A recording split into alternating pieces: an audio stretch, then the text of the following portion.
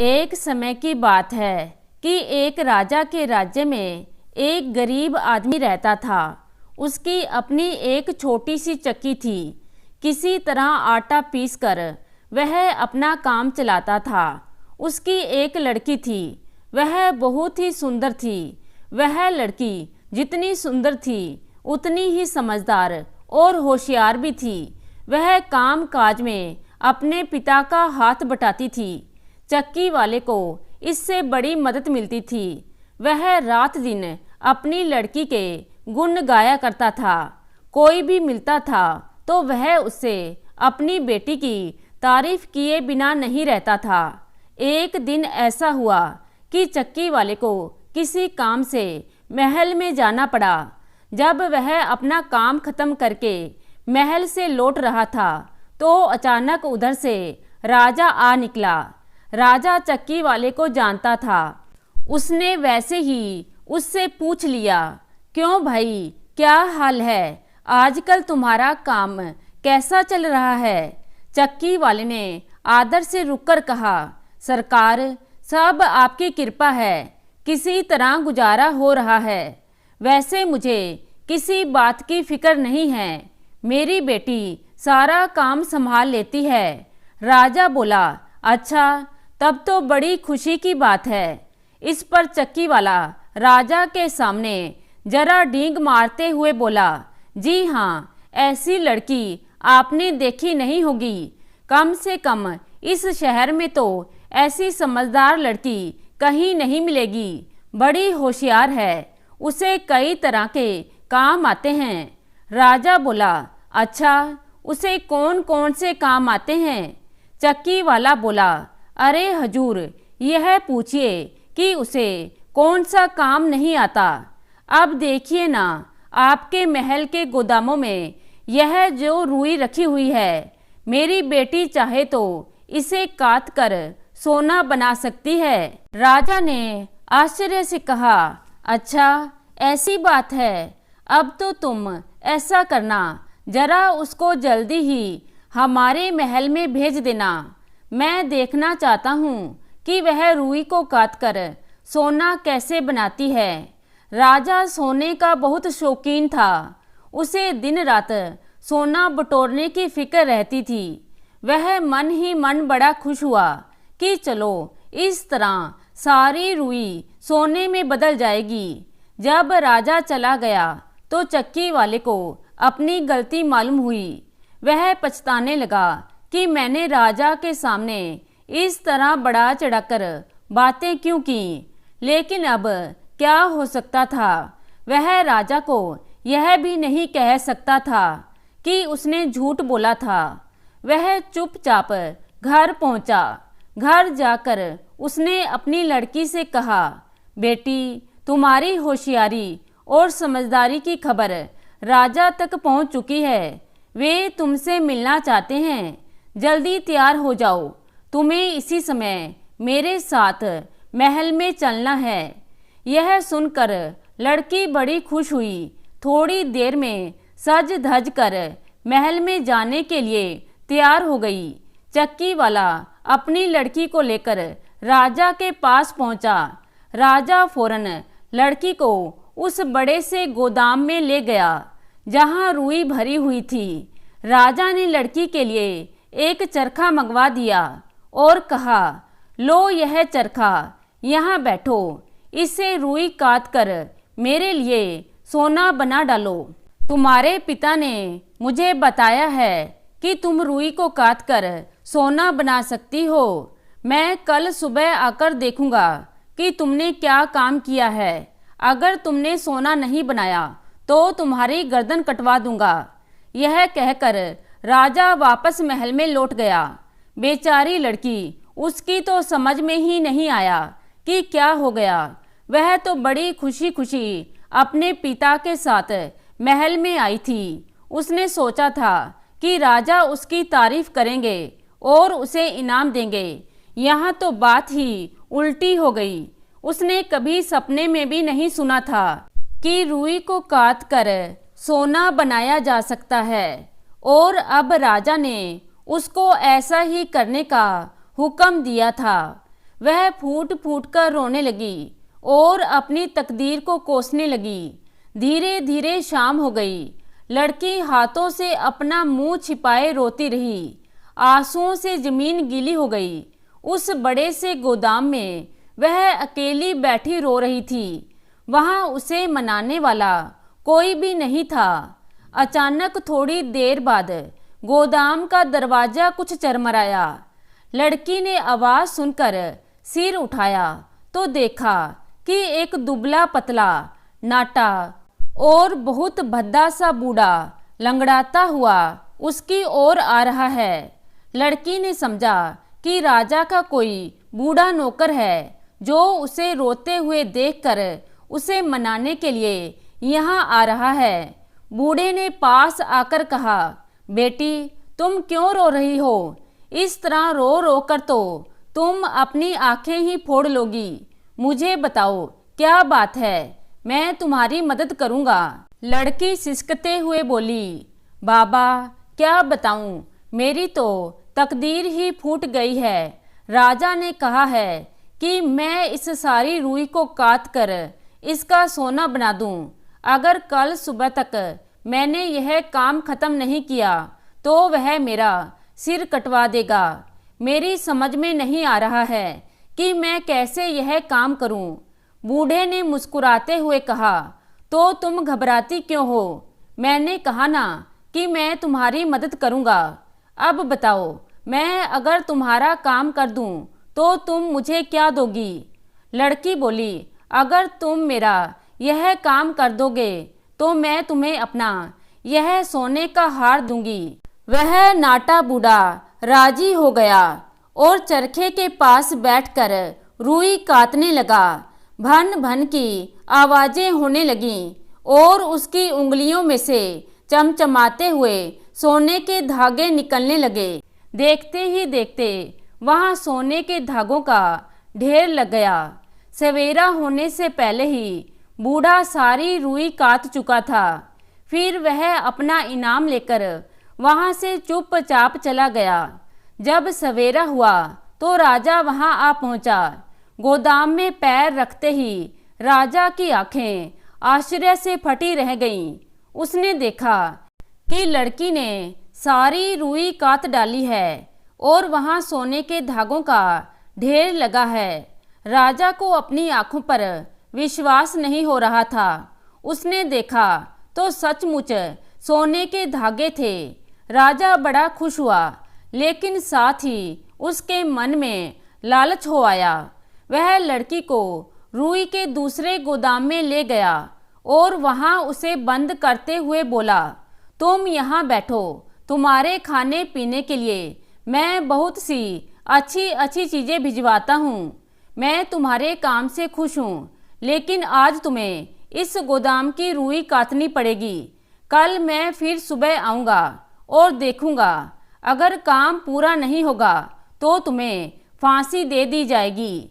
यह कहकर राजा वहां से चला गया। राजा के जाने के बाद लड़की ने बाहर झांक कर देखा तो वहां सिपाही लोग तलवारें लिए पहरा दे रहे थे। वह वहां से भाग भी नहीं सकती थी। वह निराश होकर फिर से अंदर आकर बैठ गई। इतने में दासियां उसके लिए खाने की बहुत सी बढ़िया बढ़िया चीजें लाकर उसके सामने रख गईं, लेकिन लड़की ने उसमें से किसी चीज को छुआ तक नहीं। वह फिर से उदास हो गई। रोते रोते वह सोचने लगी, हे भगवान, यह कैसी मुसीबत मेरे गले आ पड़ी है। इतनी सारी रुई को कौन काटेगा और भला कौन इससे सोना बनाएगा। वह दिन भर इसी तरह सोचती रही और उदास बैठी रही। शाम होने पर जब वह रोने लगी तो उसी तरह दरवाजा चरमराया और वही बूढ़ा आदमी अपने टेढ़े मेढ़े पैरों से चलता हुआ उसके सामने आ खड़ा हुआ। उसने आते ही कहा, अरे अरे, तुम फिर रोने लगी?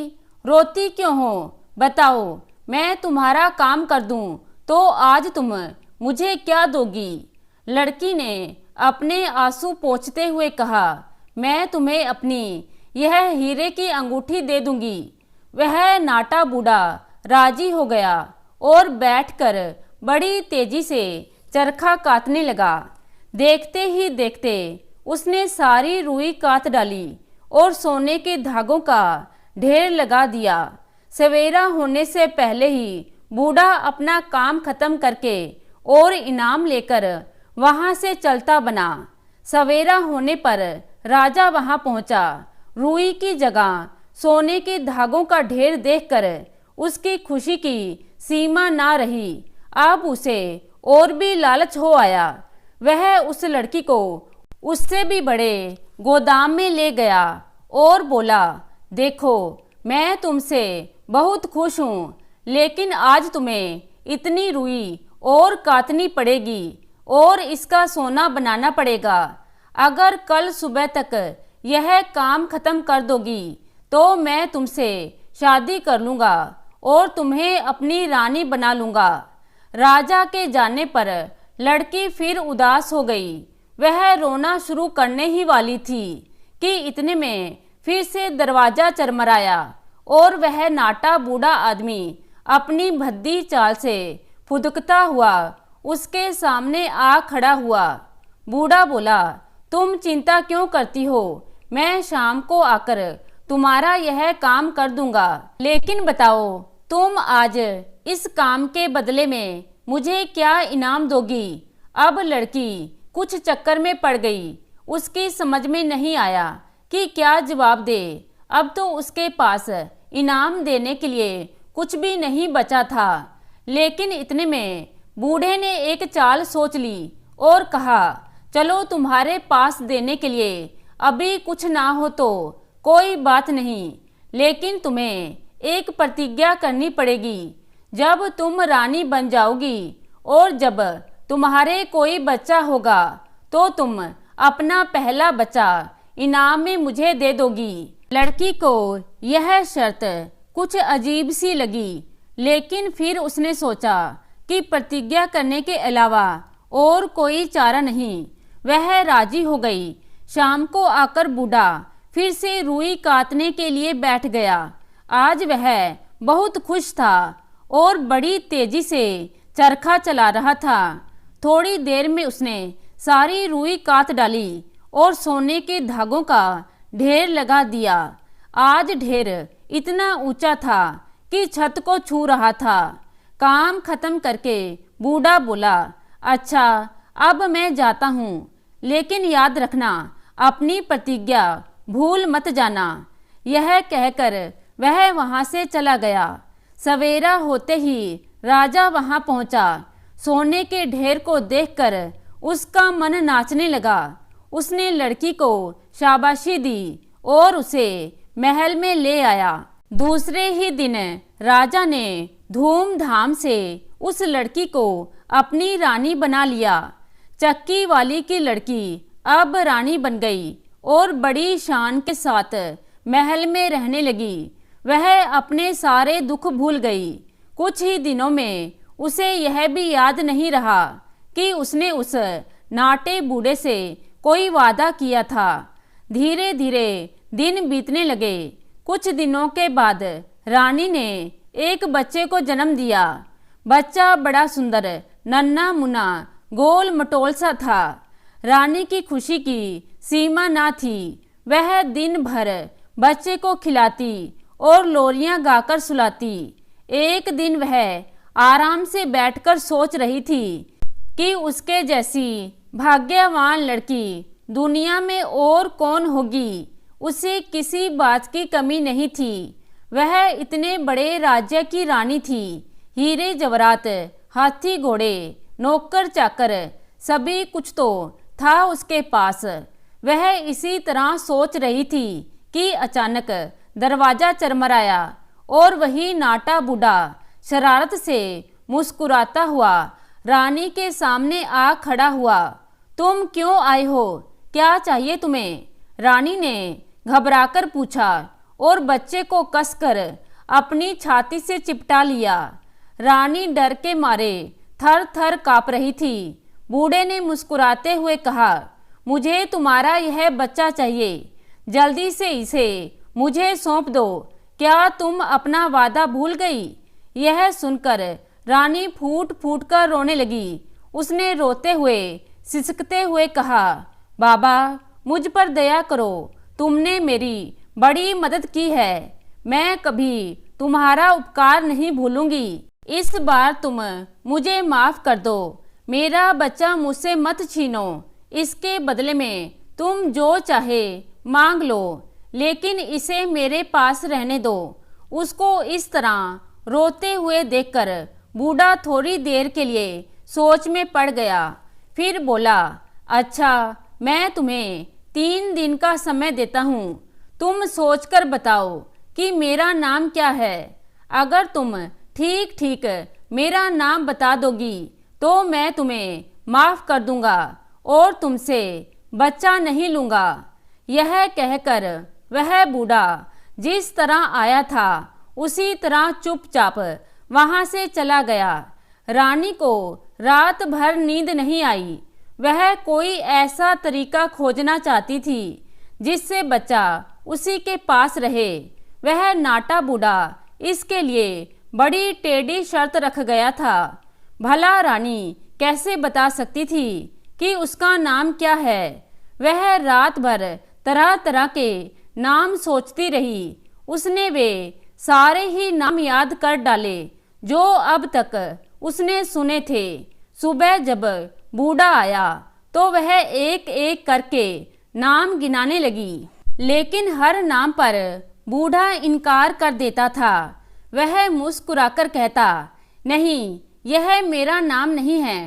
दूसरे दिन रानी ने अपने कई नौकरों को शहर में इधर उधर दौड़ाया और उनसे तरह तरह के अजीब नाम ढूंढकर लाने के लिए कहा। दूसरे दिन जब वह बूढ़ा आया तो रानी उसे फिर नाम गिनाने लगी। आज उसने बहुत टेढ़े मेढ़े और अजीब से नाम सुनाए, जैसे कुबड़ा, टेढ़ा टंगा वगैरह वगैरह। रानी ने सोचा कि इस तरह बूढ़ा चिढ़ जाएगा और अपना असली नाम बता देगा, लेकिन वह शरारत से मुस्कुराते हुए बोला, नहीं नहीं, इनमें से एक भी मेरा नाम नहीं है। मैं जाता हूँ, कल जरूर मेरा नाम ठीक ठीक बता देना, वरना मैं तुम्हारा बच्चा ले जाऊंगा। रानी की समझ में नहीं आ रहा था कि क्या करे। दुनिया भर के अच्छे बुरे नाम वह उसको सुना चुकी थी। बूढ़े का असली नाम क्या हो सकता है, इस संबंध में उसका दिमाग ही काम नहीं कर रहा था।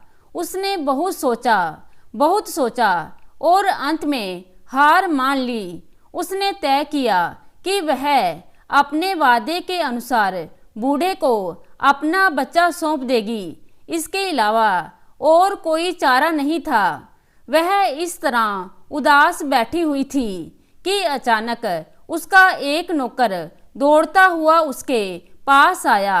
वह भी उसके लिए नए नए नाम खोजने के लिए गया था। उसने आकर कहा, रानी जी, नाम तो मुझे कोई नहीं मिला, लेकिन मैं आपको एक बात बताने आया हूँ।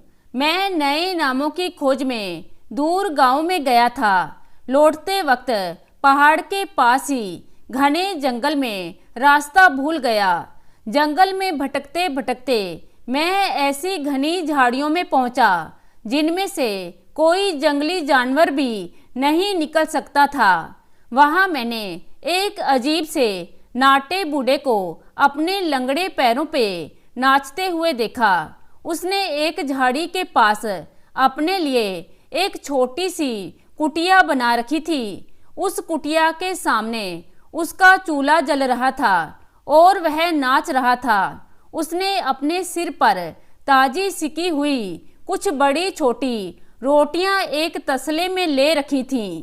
जब वह नाचता था तो रोटियां तसले से नीचे गिरने को हो आती थीं, लेकिन एक भी रोटी नहीं गिरी। वह मगन होकर नाच रहा था और खुशी से गाना गा रहा था।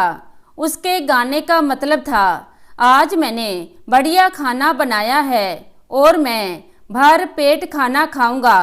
कल तो मुझे रानी का बच्चा लेने जाना ही है। बच्चा मुझे मिल ही जाएगा, क्योंकि रानी को पता ही नहीं है और ना ही कभी पता चलेगा कि मेरा नाम रम्पलस्टिल्टस्किन है। यह सुनकर रानी खुशी से नाच उठी। उसे अब विश्वास हो गया था कि जंगल में नाचने वाला बूढ़ा वही था और यही उसका असली नाम है। उसने 2-3 बार रटकर नाम अच्छी तरह याद कर लिया और फिर नौकर को इनाम देकर वहां से विदा कर दिया। दूसरे दिन सवेरे वह नाटा बूढ़ा उसी तरह फुदकता हुआ उसके कमरे में आ पहुंचा। आज वह बहुत खुश था। वह बच्चे को अपने घर ले जाने के लिए एक खूबसूरत सा कंबल भी अपने साथ लाया था। कमरे में आते ही उसने उस छोटे से कंबल को रानी के सामने बिछा दिया और फिर रानी से कहा, हाँ तो बताओ मेरा असली नाम क्या है? आज तीसरा दिन है। अगर तुम ठीक ठीक मेरा नाम ना बता सको तो चुपचाप बच्चे को मेरे कंबल पर लिटा दो। मैं इसी में लपेट कर इसे ले जाऊंगा ताकि इसे ठंड ना लगे। रानी को उसका असली नाम तो मालूम हो ही गया था, लेकिन वह इस तरह देखने लगी जैसे उसे अभी नाम मालूम नहीं हुआ था। उसने कहा, तुम्हारा नाम विलियम है? नहीं, मेरा नाम यह नहीं है। बूढ़े ने खिलखिलाते हुए कहा, तो फिर जॉर्ज होगा? नहीं, यह भी मेरा नाम नहीं है। और वह कमरे में खुशी से उछलने लगा। रानी ने फिर कहा, अगर जॉर्ज नहीं है तो जॉन होगा? नहीं, यह भी मेरा नाम नहीं है। बूढ़े ने खूब जोर से कहा और फिर कंबल की ओर इशारा करते हुए बोला, लाओ अब बेकार का बहाना ना बनाओ और बच्चे को कंबल पर लिटा दो। अब मौका देखकर रानी बोली, तो फिर तुम्हारा नाम रम्पलस्टिल्टस्किन है। यह सुनते ही बूढ़ा चौंक पड़ा। उसे उम्मीद भी नहीं थी कि रानी को उसका असली नाम भी कभी मालूम हो सकता है। उसे बहुत बुरा लगा, लेकिन अब वह कर ही क्या सकता था। वह मारे गुस्से के जमीन पर जोर जोर से पैर पटकने लगा और बोला, तुमने जादू किया है। तुम्हें किसी भूत या जादूगर ने मेरा नाम बताया है। मैं उन लोगों को ठीक कर दूंगा। बूढ़ा बहुत जोर जोर से चीख रहा था और जमीन पर पैर पटकता जा रहा था। इसी बीच उसने एक बार इतने जोर से पैर पटका कि उसका पैर जमीन में धंस गया। बड़ी मुश्किल से जोर लगाकर बूढ़े ने अपना पैर जमीन में से बाहर निकाला। उसे बहुत चोट आई थी। वह जोर जोर से बड़बड़ाता हुआ और एक पैर से लंगड़ाता हुआ उस कमरे से बाहर भाग गया। जाते जाते वह अपना कंबल भी उठा ले गया। इसके बाद वह बूढ़ा फिर कभी नहीं आया और रानी आराम से रहने लगी। तो दोस्तों, कैसी लगी आज की कहानी? आशा करती हूँ कहानी को पसंद करेंगे। धन्यवाद।